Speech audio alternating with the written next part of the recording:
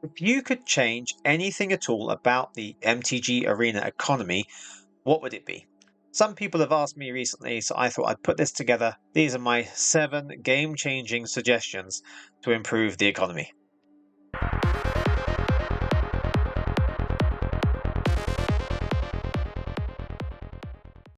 Welcome back to the channel. Don't forget to like this video and subscribe to the channel if you haven't already, so you don't miss out on any future videos like this. Because today we are going to be talking about the 7 things that I would change, the 7 big changes I would make to the MTG Arena economy to make it a little bit more friendly and maybe people less likely to complain on Reddit about the things they wish they had. Now, I don't think the economy is bad, just so you know. I think the economy is actually really good and really friendly for free-to-play or budget players. But there's still some things we could do to make it a little bit better. So what would I change? Well, first of all, the first thing I would do is have a look at the currencies. We have gold and we have gems. And for the majority of the things that we can buy in Arena, we can spend gold or gems, and there's pretty much an even exchange rate between the two. A pack is 1,000 gold or 200 gems. Most things cost 5 times as much in gold as they do in gems, with a couple of exceptions. The one that's most noticeable is when you go to do draft events.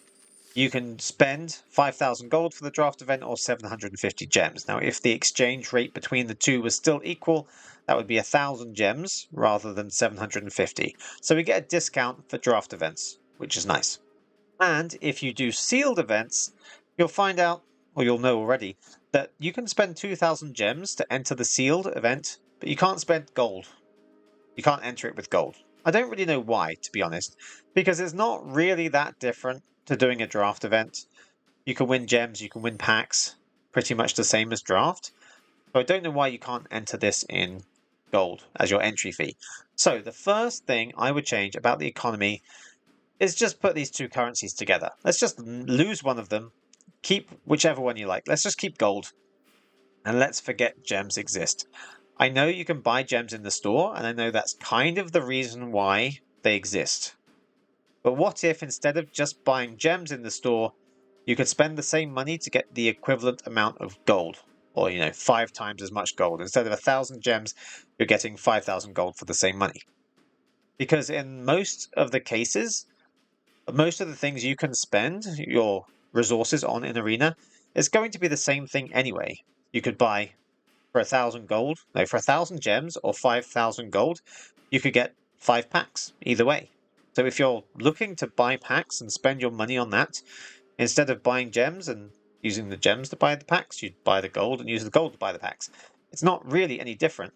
And to be honest, having two currencies where they both pretty much get used on the same things is just an extra level of confusion that new players probably don't need, and you wouldn't need to kind of explain the advantages of both. It wouldn't be complicated in the way that you would rather enter the draft events with your gems because you get a discount in gems. And that equally means if you want to buy packs, it makes more sense to buy packs with your gold rather than your gems, because the exchange rate for gold to gems is kind of better with a pack compared to the draft events, because you're not getting that gem discount for the packs. And apart from the sealed event, there's one other thing that you can only buy with gems, and that's the Mastery Pass, that bottom track that you have to spend 3,400 gems to unlock. And obviously you get back gold as part of the rewards, and you also get back gems as part of the rewards as well. So that works out to pretty much be a discount on what you pay. So 3,400 gems, if we were going to convert it into gold and just ignore gems completely, would be 17,000 gold. And to be honest, I wouldn't care if you rounded it up to 20,000 gold, because the Mastery Pass is still going to be worth it. I mean, at the moment, you get back 4,000 gold. There's 2 instances of 2,000 gold you get back, and there are 3 instances of 400 gems that you get back. So you get back 4,000 gold, 1,200 gems. That means by the normal exchange rate, the 1,200 gems are worth 6,000 gold. So if we said we were spending 20,000 gold on unlocking the Mastery Pass, and the reward stayed kind of consistent and equal, if we're changing the currency, then you would get 10,000 gold back just completing the Mastery Pass, plus all the packs and all the other things you get as well. So it means the Mastery Pass actually only costs you 10,000 gold on average once you get on that train and just renew it every 3 months. Doing this would mean that you don't force new players to do draft events just to get enough gems to get onto the Mastery Pass, because it's kind of unsatisfying if you're not the kind of person that wants to play draft, if you're not interested at all. It's not great to force them to play draft just so they don't have to spend money. They might as well just earn their daily gold and then put that towards unlocking the Mastery Pass rather than the gems. So let's just say the Mastery Pass is 20,000 gold. Let's keep the draft events as 5,000 for a quick draft, 10,000 for a premier draft, and while sealed would work out slightly more, I guess, if you're going to keep the same ratio of gems to like the other events. But let's just say that's 10,000 gold as well. Make it 15 if you really want to. But whatever you think is fair, I think it would just be a lot simpler for people just to have one currency. And the second thing I would change about the economy is to do with the monthly rewards. So at the moment, these are the rewards we get. And if I move out of the way, you can see it a little bit better.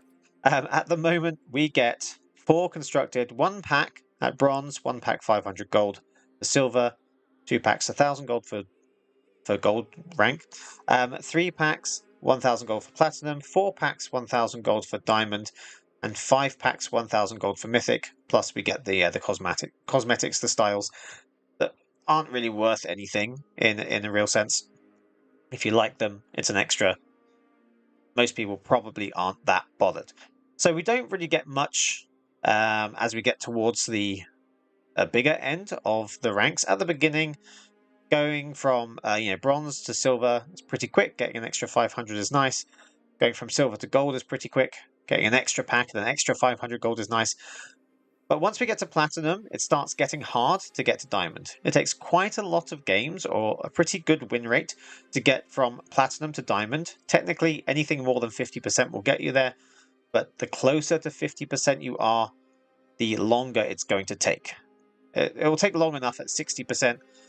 It's still pretty long, even at 70%, and that's not really realistic to expect to maintain over a long time. And then the same from platinum to diamond you'd have to spend to get from diamond to mythic. Obviously, a lot of people do it every month. It's not that it's difficult, it's just very time consuming. And for the majority of people who ask me what rank they should try to get to, you only need a 33% win rate, or better than a 33% win rate, to get out of gold and get into platinum. And then you need to get the 50% win rate to get from platinum to diamond. And for the sake of 1 extra pack that you get advancing to diamond, and only 1 extra pack again you get from advancing from diamond to mythic, it really isn't worth the hours and hours of extra games it would take if you're doing it just for that reward or just to get to that rank. If you're just getting your daily gold and your daily quests anyway, then sure, you might get there just by playing ranked every time rather than the standard play queue. But if you're just playing extra games in platinum to get to diamond, just to get that reward or the kind of ego boost of having a slightly higher rank, it's really not worth 1 pack, all that effort. It's basically like getting 10 or 20 gold every time you play an extra game. Such a small amount. So let's make those bigger as well. Not a huge amount, but just a little bit more that kind of incentivizes people to put more effort into advancing up those ranks. So to change the rewards, what I would do is from bronze, instead of getting 1 pack by itself, we'll throw in 500 gold as well. It's not a huge amount, it's only once per month, so it's not going to break anything, but it makes it look a bit nicer, and it makes people a little bit happier, give them a little bit of extra gold. From silver, instead of a pack and 500, let's make it 2 packs and 1,000. In gold, instead of 2 packs and 1,000, let's move up to 3 packs and 2,000. In platinum, from 3 packs and 1,000, go up to 4 packs and 3,000. So we're just advancing like 1 pack and 1,000 gold for each rank up to platinum. And then when we get to diamond, let's go up to 6 packs and 4,000 gold. So compared to platinum, that's 2 extra packs and an extra 1,000 gold. It's not a huge amount, but it sounds a lot better than just what you get at the moment. And then from Mythic, instead of getting the 5 packs and 1,000 gold, let's make it 8 packs and 5,000 gold. Sounds a lot better, but because this is only once per month, it's not actually giving out a huge amount. So it's not like Wizards are being too generous by doing this. And then with the cosmetics, we get these card styles at the moment, and they're normally 1 or 2 cards that might be popular from the current set, but they're not really that exciting. I don't really care about card styles, but there are some other cosmetic things I think are slightly more interesting and actually affect the game a little bit more than just the card styles. So instead of getting these card styles in the season rewards, how about we get an avatar, a sleeve, a pet or companion, an emote, or maybe even a different style of land, like those full art styles of land, because those ones people actually are going to value a lot more than just, a different cosmetic of the bunny corn. If you never use it, then it doesn't make a difference to you, and if you do use it, you might not even notice. But people like to have different avatars. It's nice to have different emotes to be able to communicate slightly better with your opponent. Sleeves make a difference to the deck, and like I said, the land. I actually spent 12,000 gold on getting the Dominaria stained glass window lands, and I mean that's the only time I've ever spent money on like a card cosmetic or gold on a card cosmetic. But because I plan on using that for as long as I can think of right now, spending 12,000 gold, although I could have got 12 packs, which would have been quite nice. I'm okay with spending 12,000 gold on that. I think that's much more valuable than getting an alternative art for every card in the set. I don't really care. But those lands I'm going to use in every deck, right? Unless they're only multicolored decks, multicolored lands in a deck. I don't use any single color lands. Well, I do use single color lands quite a lot. So I'm going to get a lot of use out of them. So for these cosmetics, instead of just getting the card styles, let's get something a bit more interesting. An avatar, sleeve, companion, emote, or a land card style. Something that we're going to get much more value out of. It's going to be much better than getting random card styles. So I think that would make the season rewards a bit more generous, but not too generous, and a bit more interesting, and will give people a bit more incentive to try to push from Platinum to Diamond and Diamond to Mythic. It's not a huge change, it's just a little bit extra. And my third suggestion, while we're adding to the season rewards, is to change this thing up here, the Vault Progress, not the Wildcards. We'll come to that afterwards. The Vault Progress. At the moment, we can get our Vault Progress when we get a 5th copy of a common or an uncommon. And a common will give us 0.1% of this Vault Progress, and an uncommon, a 5th copy of an uncommon, will give us 0.3%. So to open the vault, you need somewhere between 1,000 commons and 333 uncommons, which is quite a lot, really. And what do we get for that? We get a mythic rare wildcard, 2 rare wildcards, and 3 uncommon wildcards. Now, some people are going to fill this vault much faster than others, depending on whether you enter more draft events or do jump-in events or buy packs. There are different rates that you tend to get those 5th copies of commons and uncommons, depending on which format you're entering and which method you use to build your collection in general. So this isn't going to be the same for every player, but basically you fill up the vault slowly over time and you get a tiny reward back at the end of it. And obviously it just goes round and round and you keep filling up. You get to 100, it starts again at 0, and we go again.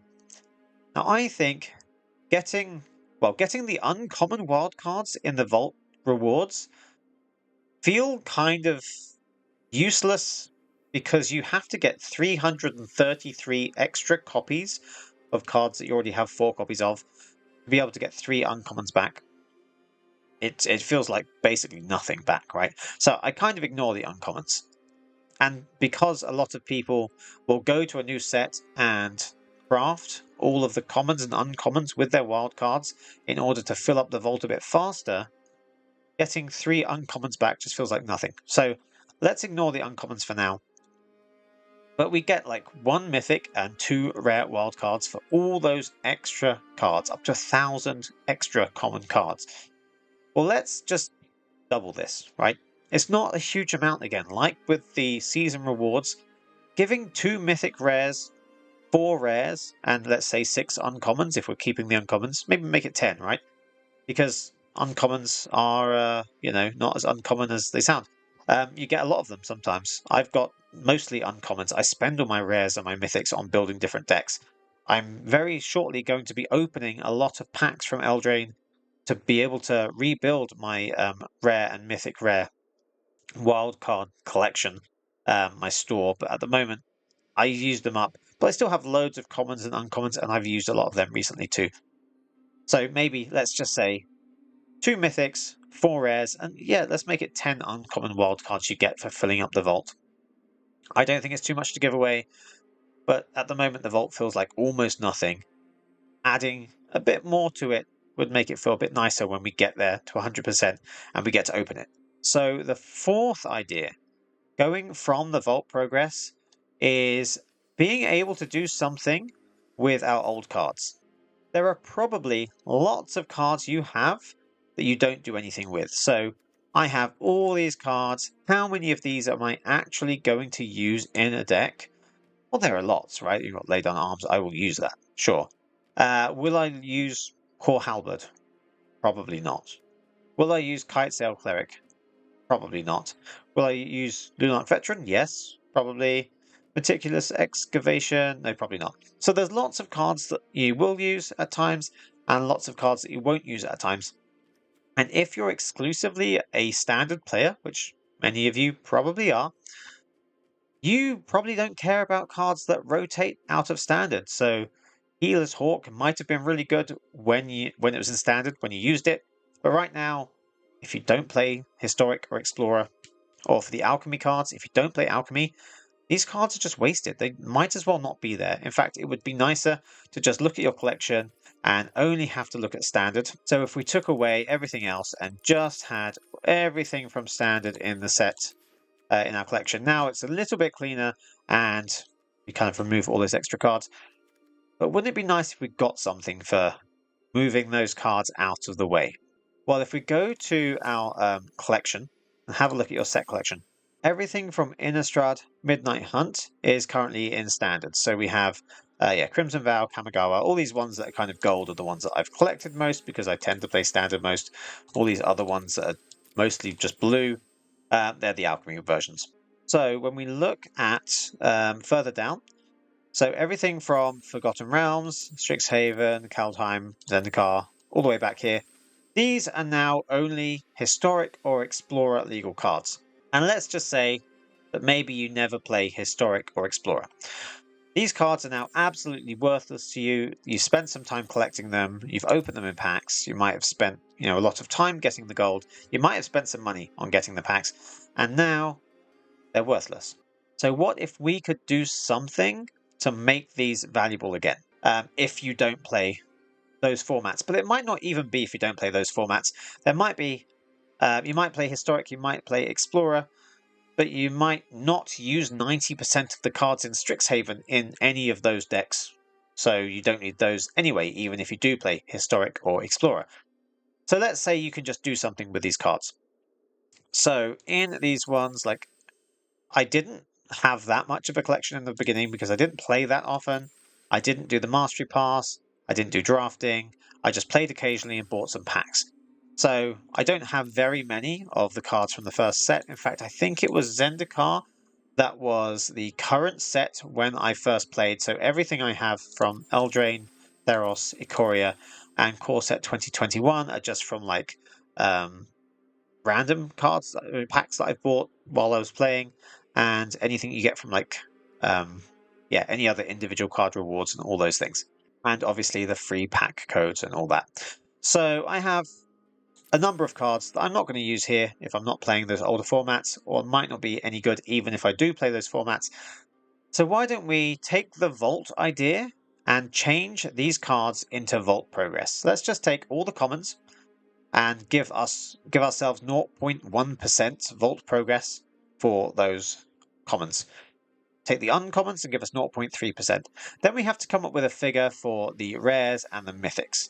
And it needs to be quite a bit more valuable than the commons and uncommons, but you can't make it too much to get too much vault progress for that, especially if we're going to double the value of the vault when we open it. So I'm suggesting, let's say, rares give us 2% towards the vault progress, and mythics give us 3%. It's not a huge amount, but it's a bit more significant than 0.1 for commons and 0.3 for uncommons. So what that would mean is if I had to look at all the cards I've got here, and let's say I don't want any of them, I trade them all in, they disappear from my collection, I get a tiny bit of progress in the vault for all of those things. So if I take all of the cards from all of these sets that are just before standard, and I take them all out and I get vault progress for all of them, based on my collection here, the amount of cards I have in each of these sets, I would get about 1070% of the vault progress. So I would get like 10 vaults to open from trading in all these cards. But this is a lot of cards, right? This is from quite a few sets, so it's not too much.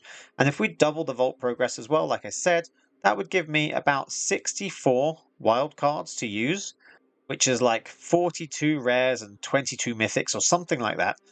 And then I could use them on the most recent set. Now, bearing in mind, I would be giving up pretty much 700 rares and almost 300 mythics based on my collection to get 64 wild cards that I could use in my current set. I'm giving up a lot. It's not a great exchange rate, but if these cards were completely worthless to me, then I would much rather have 64 wild cards than just have these cards sitting in my collection. And like the other suggestions, I don't think this is too generous. Like, this is a lot of cards to trade in for just 60 wild cards, and I could use them pretty quickly if I was crafting the latest deck that's come out, because there could be like, I don't know, 10 or 20 rares in that deck that I don't have. 60 rares or 64 rares and mythics could go pretty quickly. And then while we're getting rid of cards we don't use maybe from older formats, what about alchemy? Most people don't like alchemy, right? So if you like alchemy, go ahead, play it, enjoy it. That's great. If you don't like it, you might have all these cards from alchemy sets, from Lord of the Rings set, you just don't want and don't have a use for. And those cards would be just as dead to you as historic or explorer cards that you're not going to use as well. So based on my alchemy sets that I've collected, not that I've specifically tried to, just from like free packs, mastery set, the free track on the mastery pass, and maybe I got some Lord of the Rings packs, but not very many. From that, actually, I think I got the mastery pass for the Lord of the Rings. That's why I have more of those, because there was a lot of value in other standard legal sets from the Lord of the Rings mastery pass. So I tend to get more Lord of the Rings cards than like the Baldur's Gates ones, but not a huge amount of difference, right? But there's some difference. If I traded in all of my alchemy cards that I have, because I'm never going to play alchemy, right? I would get another 387% vault progress, which is about 23 more wildcards between rares and mythics, which again isn't loads, right? To trade in all these cards to get another 23 wildcards isn't loads, but it feels good, right? If you're not playing alchemy. So that's definitely one way we could kind of solve the tension between alchemy and standard. Although I don't think Wizards of the Coast would necessarily want people to do that, because people don't like alchemy much at the moment anyway.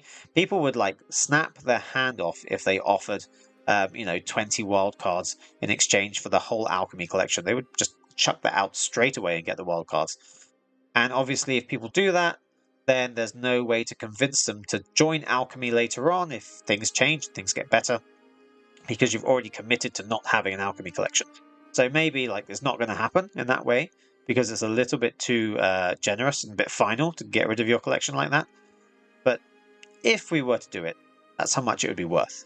And ongoing, what that would mean, like every time there's a rotation and some standard sets rotate out of standard, become historic and explorer only, and obviously new sets come into standard. What if we were to rotate out these collections that we've made, much bigger collections of, rather than the ones we just happened to get earlier on?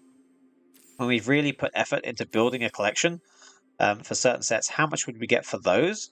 Well, if you take like the most recent 4 sets and you work out all the mythics and the rares, and if based on my collection, which is 90 odd percent complete, that would be for me 22 volts worth of cards. So each set then, if you work it backwards, is about 5 or 6 volts worth of progress.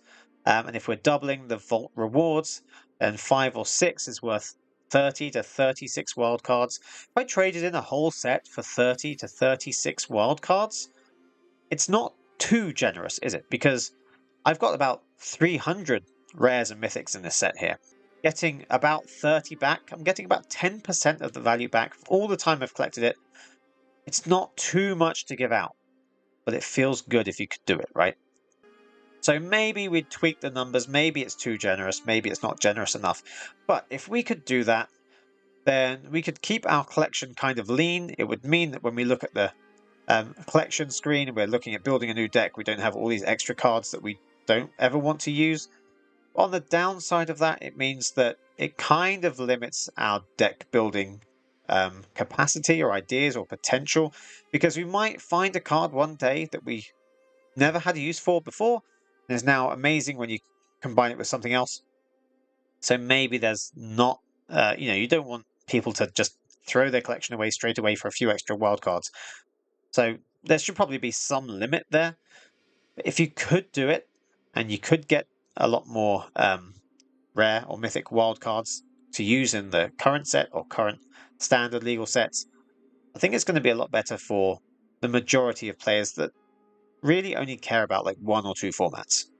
And while we're being generous with wildcards, maybe too generous, we'll see, we could go to the store. And at the moment, in the store, you can buy wildcards for money. You can't buy them for gems or gold, but you can buy them for money. So if we go to bundles, under bundles, I think that's where it is. Let's scroll along and we find wildcards. Okay, we can buy 4 rare wildcards for about $10. We can only do that up to 10 times. I think it does reset if you buy it 10 times, like the next set or the next something. You can get those 10 again, because I'm sure someone told me they had spent this 10 times and then the offer came back eventually. But let's just assume there's 10 times as a limit. So $10 will get you 4 rare wildcards. Now, if you're buying packs, the same cost will give you 1,600 gems. So that means that each of these rare wildcards are pretty much worth 400 gems, or at least that's the exchange rate that we're being offered, right? 400 gems for a rare wildcard, where you could buy 2 packs with those 400 gems. And if you buy 2 packs, and each pack is worth 1.8 rares, technically, worth of value when you include the golden pack progress, so if it's the most recent set. So spending 400 gems on 2 packs gets you about 1.8 rares. Buying a rare wildcard gets you 1 specific rare that you can use. You can kind of see it's roughly equal. The potential of a rare wildcard is much better than any random rare you happen to open in a pack. So it's close, right? I don't know if I would say it's as close for mythics because they're double the cost. Are mythics really worth, the equivalent of 3 to 4 other rares or mythics or potential wildcards? I don't know. I think we probably tend to use rares more than mythics in deck building, so I wouldn't necessarily say mythics are worth twice as much, but that's what's on offer at the moment. So let's apply the same principle with changing the currency from being gold and gems to just gold, and take away the fact that you have to spend real money on this. And let's say you can, if you can buy gold in the store, right? You could use gold for these wildcards. So you could maybe buy a rare wildcard for, let's say, 2,000 gold. Because if there's 4 on offer here and they're 400 gems each, that is 2,000 gold each, because that's the same as 2 packs. So let's say you can buy a rare wildcard in the store for 2,000 gold. Now, when I asked people on my channel what they thought about, the cost of a wildcard, if you were able to buy it in gold or gems, it sounded like it was quite a lot. Most people didn't think 2,000 was a fair price, but considering it could be any rare wildcard at all, any rare card you could trade it in for, let's say 2,000 gold is, I'm saying it's a fair price. And with mythics, I don't think double the price, but maybe from 2,000 gold to 3,000 gold per mythic wildcard. I think I'd probably pay that. If there was a mythic I really wanted and I had no wildcards, I might want to spend 3,000 gold on a mythic, possibly. But just having that as an option means that there's just more things we can do with our gold that we're earning. So it kind of makes it feel like things are much more flexible and things are much more open to us, and we can do what we like with our gold, which feels good. And to be honest, at the moment, yes, we could spend real money in the store to get these. I don't know how many people actually spend money directly on these wildcards because it's not a very good offer unless you literally just need as many wildcards as possible to fill out a historic deck, maybe. But even then, it's kind of only just worth it because if you spent the same amount of value or currency on packs, you would get wildcards as part of that. So you would get wildcards anyway. But hey, let's just say if you really wanted wildcards, this is something you could do. And I don't think it would take too much away from the profits that Wizards of the Coast would make from people spending their $20 on their mythic wildcards. Because if we could just buy gold in the store instead of only gems, and you could use that gold to buy these, then if you're short on gold and you want the wildcards, you'd still spend the money to get the gold. But it just makes it streamlined and it makes it more viable for free-to-play players. They don't want to spend any money, they can use that gold that they've spent time and effort collecting to get the wildcards. So I think that would be an interesting option to add. Okay, then the sixth option, the sixth suggestion I have for the economy is when we're looking at our daily deals. At the moment, we can buy not the card, but the card style for 3,000 gold or 650 gems. Who wants the card style for this? For 3,000 gold, you could buy 3 packs. And you're not even getting the card, you're just getting a style of the card. And I've seen enough people ask questions where they say, I've just bought this card in the store and I can't find it in my collection. What's gone wrong? Because they haven't even realized that it's only the card style. And I know it says it here, but it's not hugely clear, especially to new players, right? So it's not great that it's slightly unclear for players that they might spend their gold, their gems on something that they didn't really want. They didn't want the card style, they wanted the card. So why don't we say that in the daily deals here, you can buy the specific card. Sure, let's throw in the card style. You get that as well. But if you really want to have this new land from Wilds of Eldraine, you could spend 3,000 gold on getting that. It's obviously a lot more valuable than just getting the card style. The question is it really worth it? Well, if we're going to say that you can, spend 2,000 gold on a rare wild card, and even that might be slightly high in price, or you could spend 3,000 gold on a mythic. Well, if you're buying a card directly in the store and you can choose which one it is, it's kind of like having a wild card. You don't have all the selection out of the whole set, but you have some selection where you can pick a specific card. So 3,000 gold is probably too much for it. Why don't we say, for a daily deal, you get the card style, you get the card. Let's say it costs maybe somewhere between 1,000 and 2,000 gold. So if a rare wild card's 2,000 gold, then a specific card here with the card style, I think you could say it's 2,000 gold. If you really want that, then it's like redeeming a wild card, but you still keep the wild card you could use for something else that's not in the store. So it's a slightly better deal. Let's make these half the price they are now. So instead of 3,000 gold, let's say it's maybe 1,500. So if a rare wild card is 2,000 gold, only spending 1,500 on getting this specific rare card and the card style thrown in as well makes it a much better deal. Who's going to spend 3,000 gold on just this style? I mean, let me know in the comments if you think it's worth it, but it feels like just throwing money away. If you actually got the card, this would be much more worth it. I would consider it, I would consider spending 1,500 gold on getting an extra copy of this card. And I mean, if you bought a pack, you'd get a random rare or mythic, you'd get all the other commons and uncommons, you'd get the wildcard track progress when you open it, the golden pack bonus for just from buying that if it's the most recent pack. I would probably give that up to buy a specific card I wanted, and it's cheaper than buying the wild card. So yeah, I think that would definitely make the daily deals much better. It would make them more interesting, and people would want to check the store every day to see if the card they want has turned up in the daily deals. And then the last suggestion I have for the economy is about cosmetics. So at the moment, if we go to the featured page, you can see all the different cosmetic items, all the different bundles. I mean, there are lots of different things. We get avatars, we get pets, we can get all these specific card styles for random cards, and we can get avatars, emotes, the land art styles from a later set. There's loads of things we could get, but look at the prices. Like, these are a lot, and I did, like I said earlier, I did spend, I think it was 12,000 gold on the stained glass window sleeves, not sleeves, land art styles that I use because I really like them.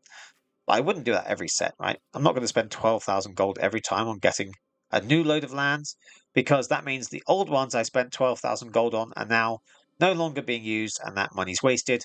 If I use those for as long as I want, and I'm still getting value from that expense, and I don't have to spend 12,000 gold again. So I think the cosmetics here, although they say there's a discount, like this is 3,200 gems down to only 1,600 gems, it's way too expensive, right? So let's just slash the prices of these cosmetics and see if it means that people would actually pay for them. So instead of 12,000 for all of the land arts, why don't we make it 6,000? Why don't we take 50% off that? You could probably go even higher with that discount, but let's just say 50%. 4,000 gold for the emotes that are kind of fun. They're a way to communicate with your opponent. They're a way to express yourself. 4,000 gold, I think people would consider that. With the avatars, if we're looking at, almost 3,000 gold for an avatar, yeah, you might do that every so often, but not that often. If they're 1,500, you're probably more likely to do it. And the same with all these other styles, like 8,000, 5,000. It seems like quite a lot. If we just break that down by at least 50%, take it down to at least half, then I think people are more likely to consider buying these, and it will get the economy moving more, because people will be earning the gold from playing the games and spending the gold more in the store. If they want to spend money, they'll get more gold. But pets, 12,000 gold? I don't see the point in spending 12,000 gold on a pet when you could just buy packs or enter draft events or whatever other formats you want to play. 12,000 gold is a lot to spend, and I kind of feel like it should just be a bit cheaper, right? At least 50% cheaper, maybe even more. So in the interest of keeping this video as short as possible, I'm going to leave it there with my 7 suggestions for the arena economy. Let me know what you think in the comments below, if I've been way too generous or if this is really not going to make much difference at all. I'd love to know what you think. And don't forget to like the video and subscribe if this has been interesting or helpful to you in any way, so you can not miss out on any future videos I make. And thanks for watching this one to the end. I will see you in the next one.